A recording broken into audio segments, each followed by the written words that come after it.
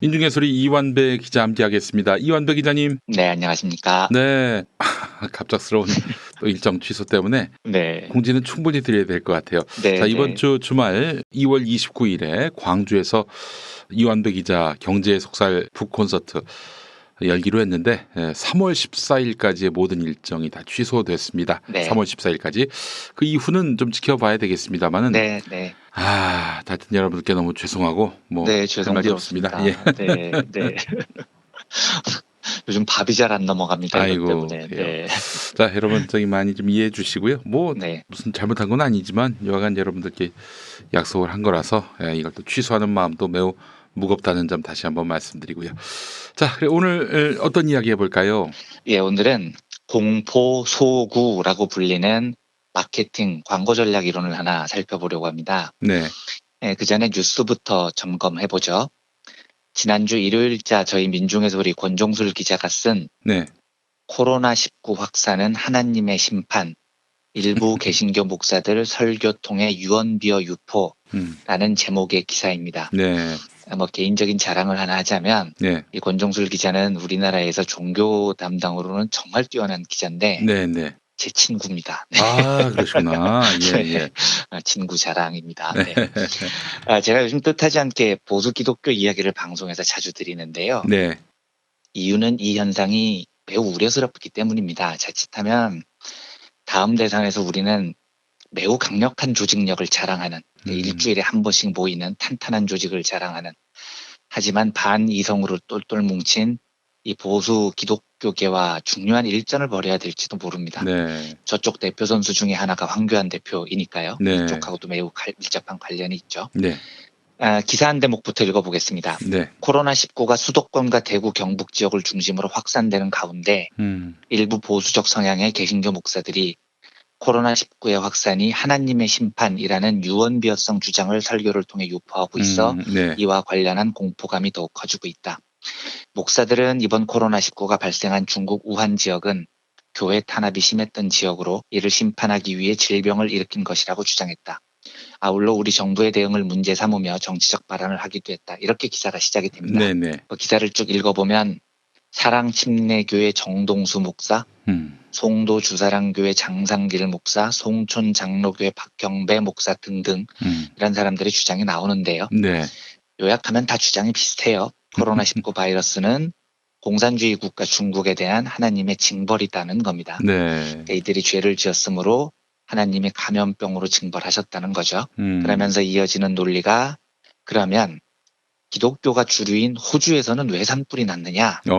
요거는 정신 나간 호주 국회의원들이 동성결혼을 허용했기 때문에 하나님이 노하셔서 그런 거다. 뭐 이런 주장을 펼쳤다고 합니다. 지랄하고 자빠졌네요. 예. 네, 근데 이까지는 뭐 늘 하는 주장이니까 그러려니 했는데 제 진짜 빵 터진 대목이 하나 있었습니다. 어딘지 알 것 같습니다. 예. 네, 평택 순복음교회 강헌식 목사라는 사람 설교인데 지금 이 사태가 일종의 세균 전쟁인데 정세균 국무총리가 취임한 지 얼마 안 돼서 세균이 한국을 강타했다. 뭐 이런 주장을 했대요. 그래서 이름 때문에 지금 이런 일이 벌어졌다는 거죠. 이분 논리대로라면 앞으로 국무총리는 뭐 김검역 씨나 조방역 씨, 뭐 이보건 씨 뭐 이런 사람이 돼야 되는 겁니다. 이멸균 씨. 그 이멸균 씨 뭐 이런 분이요. 뭐 그럴 거면 이제 아예 국방부 장관은 김무기 씨, 뭐 기획재정부 장관은 장재벌 씨, 교육부 장관은 조천재 씨 뭐 이런 걸로 해야 된다는 거죠. 근데 제가 이 말씀하시는 목사님 성함이 강헌식이던데 네. 교회를 위해서는 강신식 목사님이 더 낫지 않겠습니까? 강신식. 네, 강헌식 목사님 예.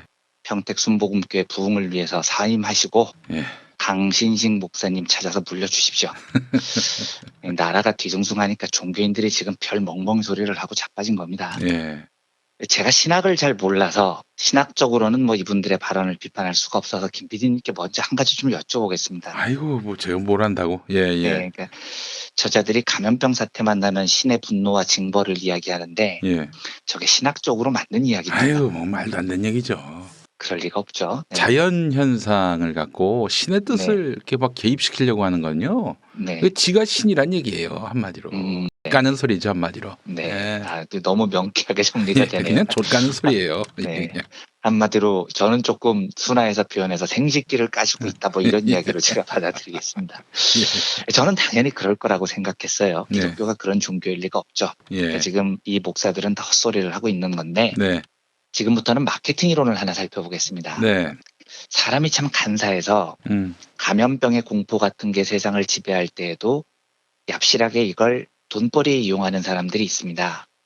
예를 들면 어제 뉴스에 많이 나왔지만 조선일보하고 중앙일보가 마스크를 끼워 팔기 했다는 거죠. 아, 저 진짜 대노했습니다. 이 미친놈들 진짜 아닙니까 진짜? 정말 열받았습니다. 그러니까 네. 조선일보는 10일, 25일 두 차례에 걸쳐서 심지어 신문 알립니다를 통해서 구독료 자동 이체하면 마스크 세트 준다 뭐 이런 지랄을 지면에 실었다는 겁니다. 네. 중앙일보도 24일 구독료를 자동 이체하면 마스크 준다 뭐 이런 안내를 지면에 보냈다는 거죠. 네. 실로 사악한 우리들이 아닐 수 없습니다. 사악해요, 그렇죠? 진짜 이거는. 네. 예. 국민들이 감염병 공포에 사로잡혔을 때 그걸 이용해서 신문 자동이체 숫자나 느리고 자빠진 겁니다. 네. 요런 걸 마케팅 이론에서 뭐라고 부르느냐? 뭐라고 안 부릅니다. 이건 그냥 새끼들이라고 부르는 겁니다. 예, 이런 건 마케팅이라고 할 수도 없죠. 그냥 양아치 짓인 겁니다. 오늘 소개해드릴 공포소구라는 마케팅 이론은 이런 양아치 짓을 말하는 게 아니고요. 소구라는 말이 좀 어려운데 호소할 소, 구할 구자를 씁니다. 그러니까 공포에 호소해서 물건을 판다라는 뜻입니다. 네. 영어가 조금 더 이해하기 쉬운데요. Fear Appeal Marketing이라고 합니다. 네. 이 마케팅의 전술은 일단 사람을 공포로 몰아넣어요. 공포에 몰리면 정상적인 사고가 어렵거든요. 이때 기업이 물건을 짠 하고 들고 나와서 요거 사시면 그 공포에서 벗어날 수 있어요 라고 꼬시는 겁니다. 그런데 이게 의외로 효과가 있었다는 거죠. 사람이 불안과 공포에 취약한 동물이기 때문입니다. 여러 번 말씀드렸지만 인류는 사바나 초원에서 너무나 나약한 동물이었기 때문에 조금만 바스락거리는 소리가 들려도 본능적으로 공포를 느끼고 어디론가 막 도망을 가야 했던 동물입니다. 네. 그러니까 공포는 인류가 살아남은 본능 같은 거여서 그렇습니다. 예. 이걸 자극하면 뭔가를 해야 됩니다. 이때 물건을 팔면 잘 팔리는 거죠. 네. 제가 깊이는 공부를 못 해봤지만 낮은 수준에서 광고 전략을 공부했을 때 제일 동의가 안 됐던 광고 전략이 바로 이 공포소구 광고입니다. 그러니까 아무리 돈이 좋아도 공포를 돈벌이에 이용하는 건 진짜 신중해야 됩니다. 왜냐하면 이걸 하려면 누군가의 인격을 심각하게 말살해야 되기 때문입니다. 보십시오. 내 상품을 안 사면 죽어요. 겁나죠, 여러분? 그러니까 내 상품을 사세요. 이건데요. 이렇게 사람들에게 공포를 심어주려면 내 상품을 사세요가 더 강조돼야 될까요? 아니면 내 상품을 안 사면 죽어요가 더 강조돼야 될까요? 당연히 내 상품을 안 사면 죽어요가 더 강조돼야 합니다. 그래야 공포가 생기니까요. 네. 그러면 내 상품을 안 사면 죽어요를 어떻게 강조해야 될까요? 진짜로 죽는 사람들을 막 적나라하게 보여줘야 됩니다. 그것도 아주 참혹한 모습으로 보여줘야 돼요. 그래야 공포 효과가 극대화되죠. 그런데 이게 얼마나 비인간적인 짓이냐고요. 서로 그 상품을 사면 죽음으로부터 벗어날 수 있다고 해도요. 이미 죽었거나 죽음의 위기에 몰린 사람들의 인격을 그런 식으로 짓밟는 게 옳냐는 겁니다. 제가 좀 쉽게 예를 하나 들어보겠습니다. 네. 2010년에 국민연금공단이 대학생 광고 공모전이라는 걸 해서 대대적으로 발표를 한 적이 있었습니다. 이때가 이명박 때지만 네. 어쨌든 국민연금공단이라는 곳은 국민들에게 국민연금의 우수한 점을 홍보해서 많은 국민들이 국민연금을 성실히 납부하도록 이끄는 곳이죠. 당연히 당시 국민연금공단도 그걸 하고 싶었던 겁니다. 저는 이 선의를 나쁘다고 하는 게 아닙니다. 그런데 공모전에서 최우수상으로 수상했던 인쇄 부분 광고가 뭐였냐면 이 구글에서 검색해 보시면 이미지가 나오는데요. 네. 포스터 중간에 자신의 노후를 확실하게 보장하는 유일한 연금은 국민연금 뿐입니다. 품이 있는 제2의 인생 국민연금으로 시작하십시오. 이런 문구가 있고요. 네. 이 문구는 당연한 건데요. 네. 그 문구 위에 무지하게 큰 글씨로 65세 때 어느 손잡이를 잡으시렵니까? 라고 크게 적혀 있어요. 그리고 그 문구 위에 폐지가 잔뜩 쌓인 바퀴 달린 손수레, 달리라고 하죠. 이게 그려져 있습니다. 아래쪽에는 무지하게 고급스럽게 보이는 여행용 캐리어가 딱 대비되게 그려져 있습니다. 그러니까 이 포스터가 말하는 바는 65세 때 어느 손잡이를 잡으시렵니까? 라는 건데, 국민연금 열심히 납부하면 아래쪽에 있는 고급 여행 캐리어 끌고 행복하게 살 수 있고, 국민연금 열심히 납부 안 하면 위에 그려진 폐지 담긴 손수레나 끌면서 연명하는 빈곤한 노인으로 살아야 된다. 이렇게 비교를 한 거라고요. 네. 이게 전형적인 공포소구 마케팅입니다. 너 국민연금 납부 안 하면 늙어서 폐지나 죽는 신세 된다 이거잖아요. 네. 그런데 보십시오. 저는 국민연금을 더 강화해야 한다고 보는 쪽이지만 이 광고가 인륜에 맞습니까? 전혀 안 맞죠. 예, 당연히 안 맞죠. 아무리 국민연금 가입 증대가 국가의 중요한 목적이어도 이런 식으로 폐지 줍는 노인분들의 인권을 짓밟으면서 공포를 주장하는 게 옳냐는 겁니다. 그래서 공포소구 광고의 제일 큰 문제점은 사람의 공감 능력을 계속해서 제거한다는 점에 있는 겁니다. 인간에게는 공감 능력이라는 게 있어요. 그래서 고통에 처한 사람을 보면 함께 아파할 줄 아는 게 인간이라는 동물입니다. 그런데 이런 식으로 공포를 조장하고 내 거 사면 벗어나실 수 있어요 라고 부추기면 사람들 머리에 약자와 패자들에 대한 공감이 사라지고요. 나만 저거 사서 살아야 돼라는 이기적인 생각이 확산돼 버린다고요. 제가 우리 아이들 어렸을 때 주변 사람들이 하는 말 중에 제일 학을 떼는 교육 방식이 부모님들 중에 애들한테 너 공부 열심히 안 하면 저런 사람 된다 이런 말 하는 겁니다. 네. 이게 전형적인 공포소구 네. 광고거든요. 그런데 이런 광고를 교육에 도입을 하면 저런 사람 된다 해서 저런 사람에 대한 공감이 아예 사라지는 겁니다. 게다가 조금 정교하게 들어가면 이런 광고가 단기적으로는 효과가 있는데 중장기적으로는 역풍을 맞는 경우도 많다고 하더라고요. 그래서 이런 이유 때문에 공포소구 마케팅이 요즘은 많이 사라졌습니다. 네. 대신 동반자로서 함께 가는 긍정적 이미지의 광고가 대세를 이룹니다. 금연 광고 정도의 공포소구가 남아있을 뿐인데 하여튼 공포소구는 구시대의 광고 전략이 됐다는 거죠. 한 가지 덧붙이자면 네. 이 금연 광고가 전형적인 공포소구 광고가 진행되는 곳인데 네. 저는 이것도 진짜 좀 다시 생각해 봐야 한다고 주장하는 쪽이에요. 제가 흡연을 뭐 두둔하거나 옹호하는 게 아니고요. 네. 네. 흡연자들 다 담배 끊고 싶어 합니다. 못할 뿐이죠. 그런데 흡연자들을 노예로 묘사하거나 저렇게 살면 목에 구멍이 뚫려서 죽어 이런 식으로 극단적으로 묘사하는 게 옳을까요? 저는 아니라고 생각해요. 이게 국민연금 가입 안 하면 늙으면 폐지 끌고 다녀 이런 위협하고 뭐가 다르냐고요. 네. 작년에 보건복지부가 금연 광고의 패러다임을 바꿨습니다. 공포소구 광고를 멈추고 깨우세요 금연 본능이라는 새로운 슬로건을 내세웁니다. 네. 이 광고 유튜브에서 검색해 보시면 나와요. 굉장히 잘 만들었습니다. 금연 광고인데 참 따뜻해요. 저는 이게 훨씬 인간적이고 훨씬 진취적이고 훨씬 효과적인 광고 전략이라고 믿습니다. 실제로 보건복지부 설명을 들어보면 네. 이 광고를 기획할 때 흡연자를 협박하는 공포소구라는 방식을 멈춰야 한다는 고민이 있었다는 겁니다.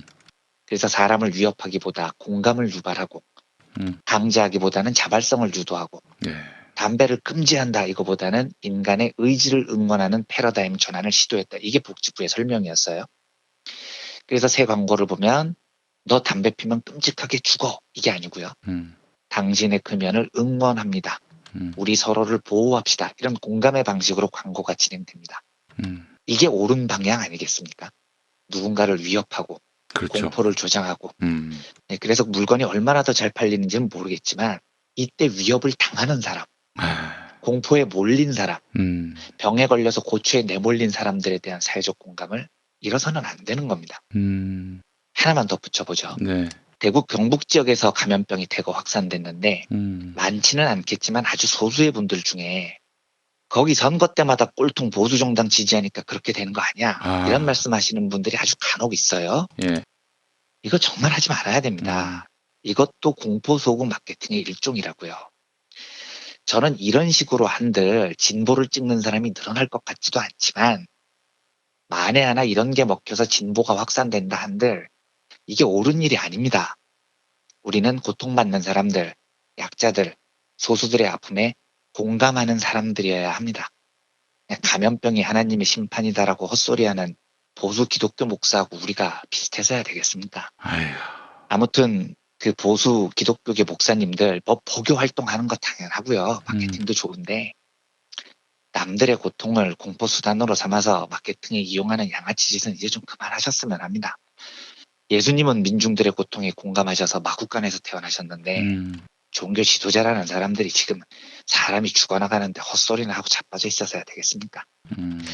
아울러서 대구 경북 지역 분들께 부디 건강하게 이번 사태를 잘 이겨내시기를 간절히 바란다는 마음을 진심을 다한 응원의 말씀을 함께 드리면서 오늘 브리핑을 마치겠습니다. 네, 예수님 얘기를 하셨는데 네, 예수님이 이제 장애인들 또 환자들을 많이 치유하셨잖아요. 네, 그 이유가 뭐 초능력을 발휘하기 위해서 그렇게만 보면 안 되는 것이 네, 사실 당시에 장애인 환자들이 다 사회적으로는 저 친구 과거에 뭐 나쁜 짓을 했기 때문에 혹은 뭐 그 조상이 뭐 나쁜 죄를 저질렀기 때문에 저게 뒷감당하는 벌 거라고. 받았어 이거군요. 네. 예, 근데 그거를로부터 해방시켜 가지고 야, 넌 잘못한 게 없어. 그렇군요. 네. 죄의식이 왜 사니? 이런 맥락입니다, 사실은. 그러니까 예수님의 그 장애인 치유도 공포 소구 마케팅을 해소하는 차원에서 그렇죠. 따뜻하게 손을 내미시는 거군요. 예. 저는 그럴 거라고 믿습니다. 그게 예. 맞죠. 그게 옳은 겁니다. 그렇죠. 예. 네. 알겠습니다. 아유, 은혜롭게 마무리됩니다. 네, 그 마지막 이야기는 정말 따뜻하고 이렇게 사람을 참 포근하게 하네요. 네. 굉장히 감사한 이야기입니다. 그렇습니다. 예. 네. 자, 이현배 기자님 오늘 말씀 잘 들었습니다. 네, 다음 주에 뵙겠습니다. 감사합니다.